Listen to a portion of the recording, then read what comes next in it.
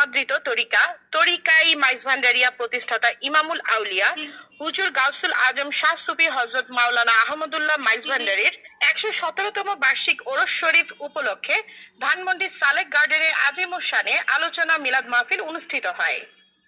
Maizbhandari Gausia hoc committee Bangladesh Jhigatola শাখা ধানমন্ডি ঢাকা এর আয়োজনে অনুষ্ঠিত মাহফিলে প্রধান অতিথি হিসেবে উপস্থিত ছিলেন ঢাকা দক্ষিণ সিটি কর্পোরেশনের মাননীয় প্যানেল মেয়র ১৪ নং ওয়ার্ড কাউন্সিলর জনাব আলহাজ ইলিয়াসুর রহমান বাবুল।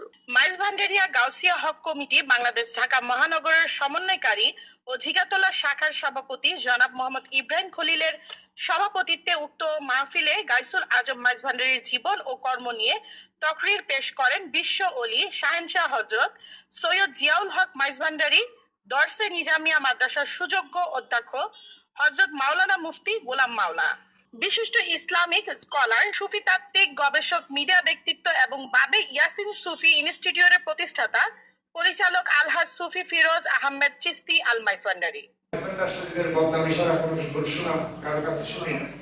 এটাই আমাদের বাস্তবতা। আমি মনে করি আমি সবাইকে আমন্ত্রণ জানাচ্ছি যে আমাদের এখানে ঢাকায় একটা মিরপুর খানকা শরীফ আছে, সেই খানকা শরীফে আপনারা যাইতে পারেন। প্রতি বৃহস্পতিবার সাপ্তাহিক মাহফিল হয়। এবং চট্টগ্রামে আপনারা যদি কোনো সময় চট্টগ্রাম যান, চট্টগ্রাম যান, তখন মাইজভান্ডার শরীফে গাউসিয়া হক মন্দিরে গিয়ে আপনারা ঘুরে আসতে পারেন।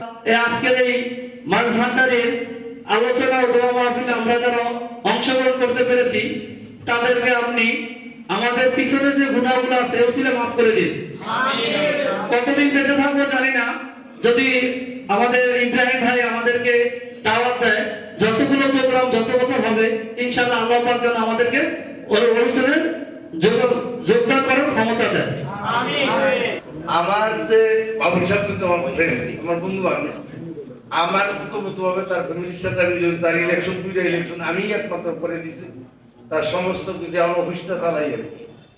এখন ওনারা কিন্তু ভাই ব্রাদার সব, ওনাদের ফ্যামিলি কিন্তু ভাই ব্রাদার, তারা ভক্ত মাইজভান্ডার যায়।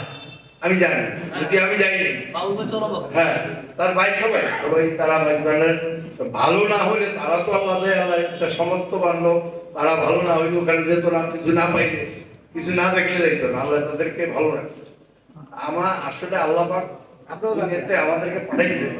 আমার যতটুকু এই পর্যন্ত অভিজ্ঞতা আছে, আপনি যদি ভালো পথে চলেন, আল্লাহর দিনের পথে চলেন, তাহলে কিন্তু আপনি অসম্মান হবেন। হয়তো বৃত্ত ভাষা অঢেল হবে না, কিন্তু আপনি কোনদিন ঠেকবেন না, অসম্মান হবেন না। এটা পরীক্ষিত। আপনি কোনো লোক দেখেন, চেষ্টা করেন, যদি হয় তাহলে আমাকে বললেন বাঁচিয়ে থাকতে। কিন্তু কেউ আমি দেখছি যারা আল্লাহ অলির পথে চলে, সৎ পথে কামাই করে, সৎ পথে চলে এবং জনগণের জন্য। আপনাকে আল্লাহ দুনিয়া পাঠাইছে কেন? আপনি একা খাবেন, একা চলবেন, তার জন্য পাঠান। আপনাকে পাঠায় পারিপার্শ্বিক সবাইকে নিয়ে, পরিবার নিয়ে চলার জন্য। পরিবারের পরে বাইরে আত্মীয়স্বজন দেখবেন, আত্মীয়স্বজনের পরে অন্যান্য দেখবেন। আপনি যদি একা বাড়িতে যান, পাহাড় দেখবেন না, ওই পাহাড়ি দুষ্কে পড়বে।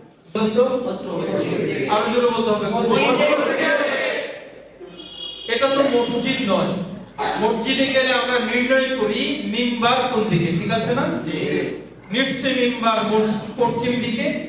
ওই মিম্বারকে সামনে রেখে পশ্চিম দিকে কিবলাকে মুখী করে, কিবলার দিকে রুখ হয়ে আমরা নামাজ আদায় করি।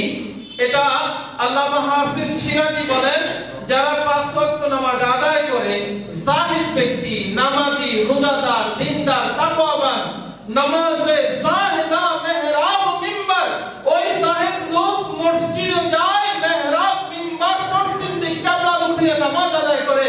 আর যারা আশিক আছে, ভক্ত আছে, খাদেম আছে, মুরিদ আছে, নামাজে আশিকা দরদার দিদার, আশিকের নামাজ হলো একমাত্র মুর্শিদের দিদার। শান হাবিবিহি আমিরা ওয়া মুখবিরা, ইন্নাল্লাহা ওয়া মালাইকাতাহু ইউসাল্লুনা আলান নবী, ইয়া আইয়ুহাল্লাযীনা আমানু সাল্লু আলাইহি ওয়া সাল্লিমু তাসলিমা। আল্লাহুম্মা